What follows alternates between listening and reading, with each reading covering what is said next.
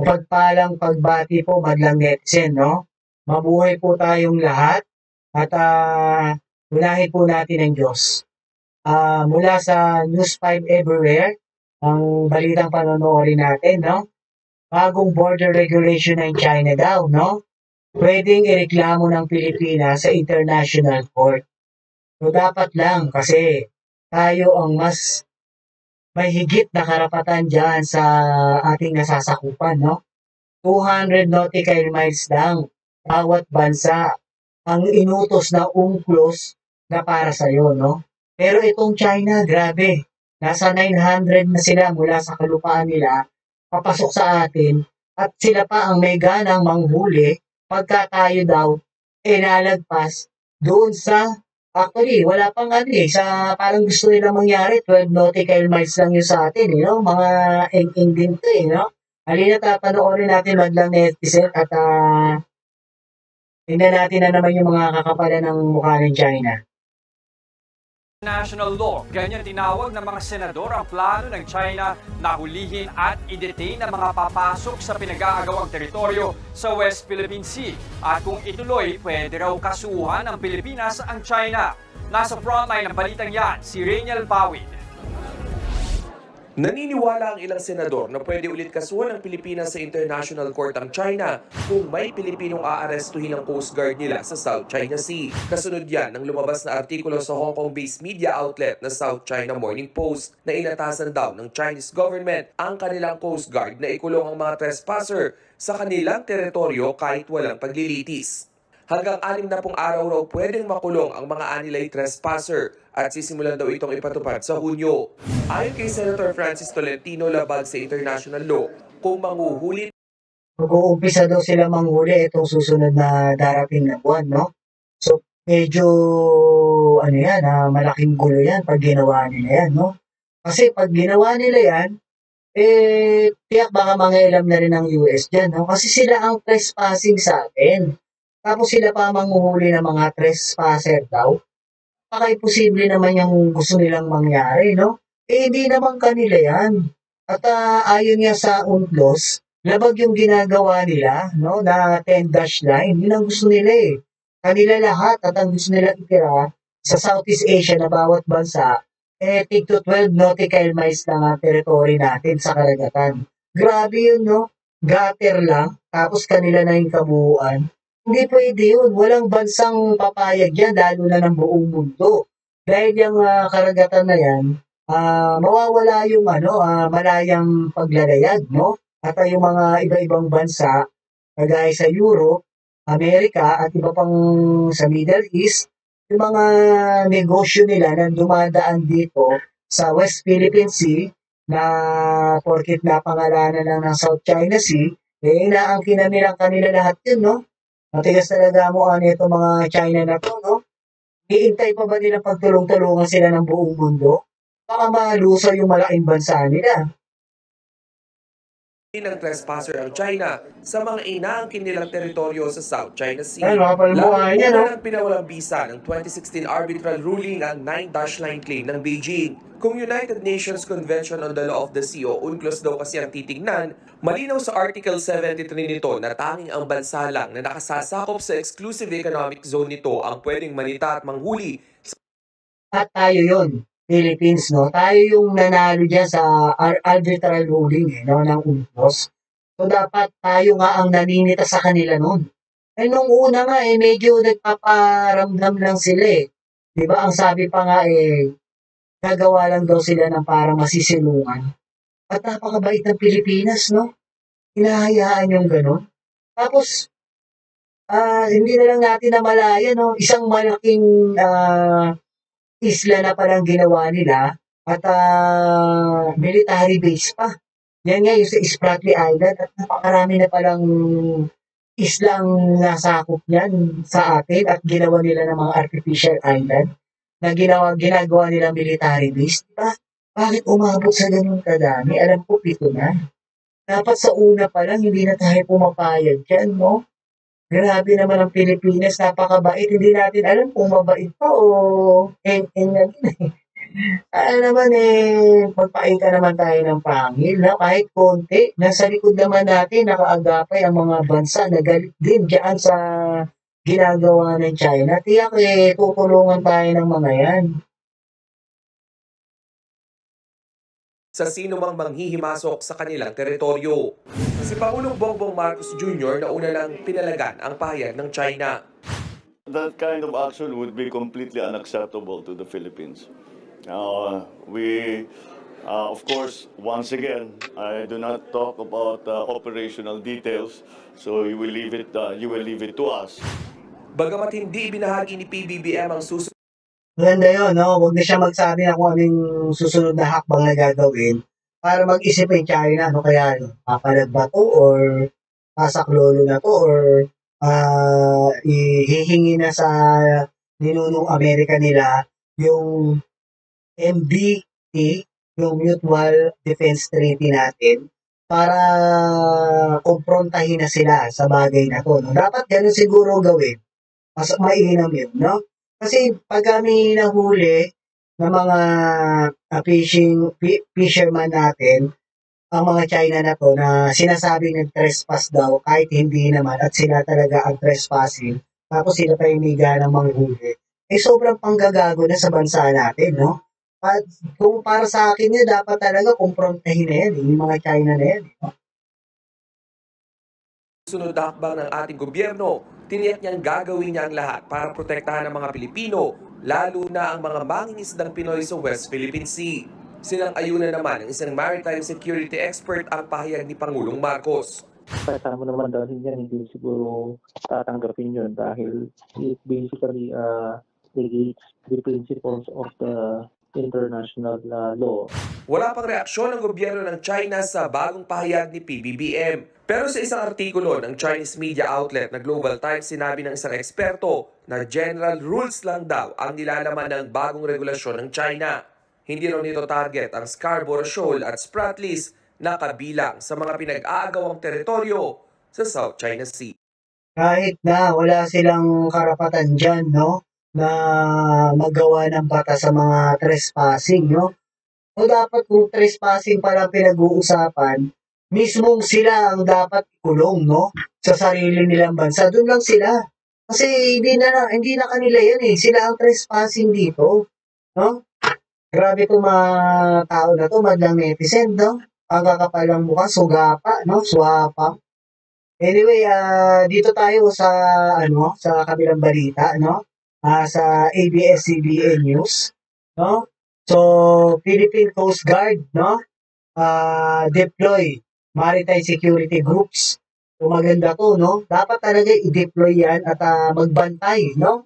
Dapat ganyan na yung mga, actually, dapat kami, ship din tayong umiikot din dyan, eh.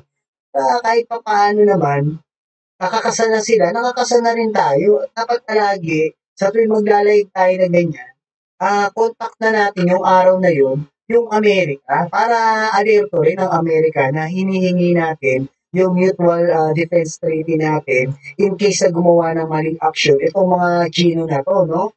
Kung sila yung unang magpasabog, kung may gawin silang haras, dapat meron ding suporta tayo. Kasi malaking bansa rin talaga yung mga Chinese na yan, mga China na yan. Kasi napakarami nila, no?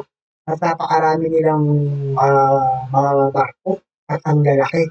Kaya siguro medyo dapat humingi talaga tayo ng suporta sa ninunong natin, Amerikano.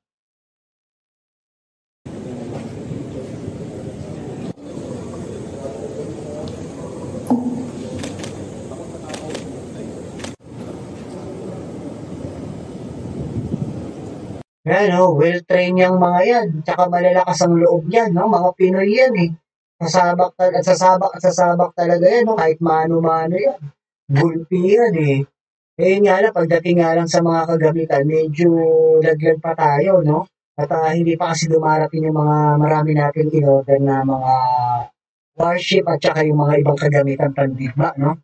Siguro pag yan nakumpleto natin, medyo magkakaroon talaga tayo ng angas at pangil, no? Sa ginagawa sa atin ng China. Kaso sana, itong taon na 'to dumating na rin 'no, kasi medyo magkakalahating taon pa lang tayo sa 2024 na.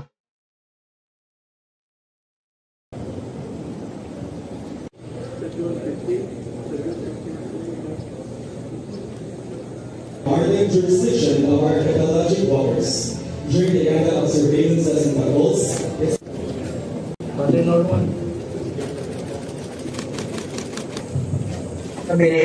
Binibendisyonan na sila parang ano, parang ano lang yan, God bless lang naman. Para talagang mas lalong matatag, lalo na't kaagapay nila ang ating Panginoon.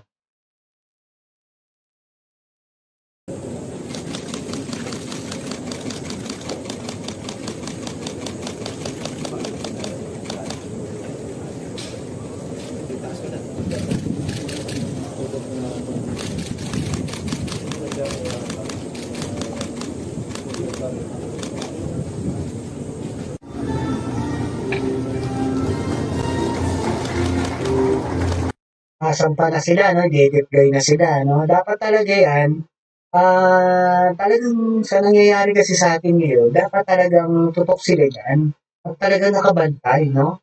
Kung magparami pa ng mga ide-deploy sa mga ano, karagatan natin 'no at, talagang dapat magdagdag tayo ng barko kasi do'n tayo kulang talaga 'no. Kahit yung mga maliliit na pang-warship lang din or ayan, Philippine Coast Guard, maglagay din tayo ng medyo malaki-laking ano, Philippine Coast Guard para kung meron silang malaki at alam natin iraradyo yan, malaki rin yung ipadadala natin 'no, para may pantapat. Hindi yung magpapadala rin tayo ng Philippine Coast Guard, tapos pagdating ang liit lang. Talagang bobombahin lang tayo ng water cannon 'no. So, dapat meron din tayong konting angas at, meron din naman tayong mga binibili naman na, 'di ba, gamitin natin.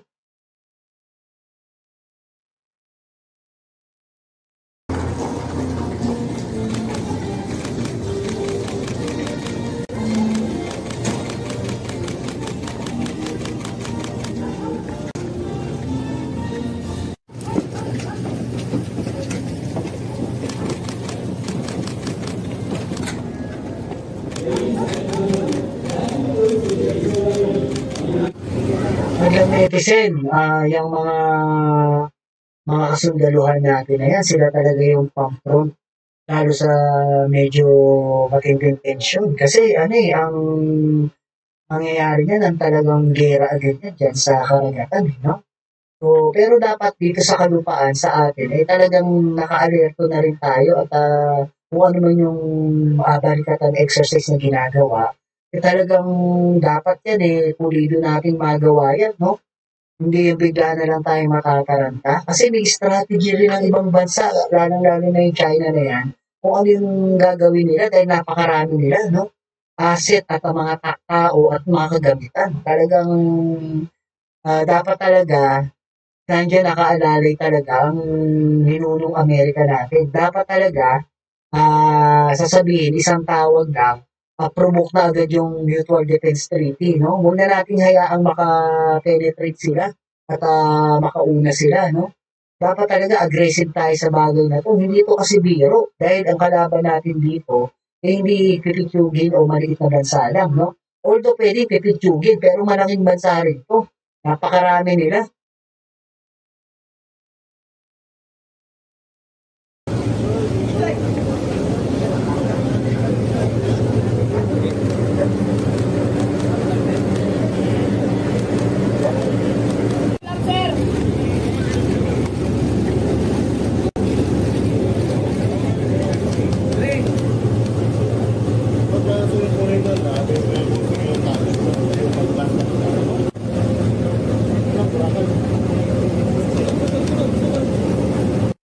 Mga new hero natin 'no. Ang mamatay ng dahil sa'yo.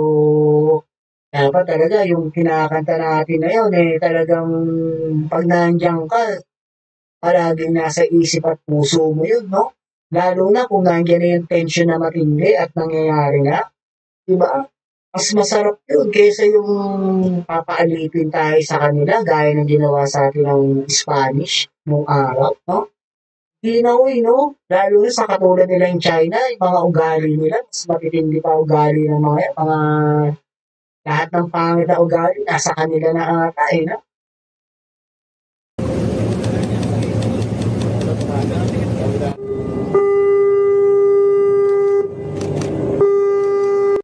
Ayun, no, pag alis, so meron sila mga dilaw na hawak agad. Nakaprotekta na agad yung pagbangga, eh, oh, babanggain tayo, oh. Mapipipi yung barko natin. Ready na yung dilaw na mga ano ba yan. Kaya, kidding aside lang po yun. Pero dapat talaga, tutukan yan ng ating kasundulan. Yung pagbantay talaga dyan sa ating mga isda, no? Hindi tayo dapat pumayag na maulit yung muntik na silang magtayo. Hindi pwede yun dahil sobrang nangyari na tayo talaga. Sobrang lapit na sa kalupaan ng Palawan yun, eh, no? Silip na, eh, no? Parang kayang hagisan na nga ng granada. Grabe, ganun ang halos kalapit, no?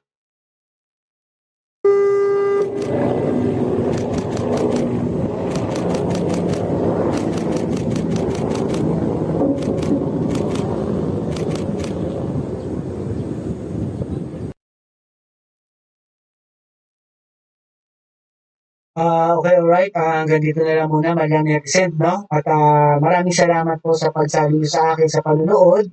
At muli, ito po si Tio Paeng, ang palaging nagsasabi na life is short, be happy, and world peace. Kapayapaan lang, mga Chekwa, no?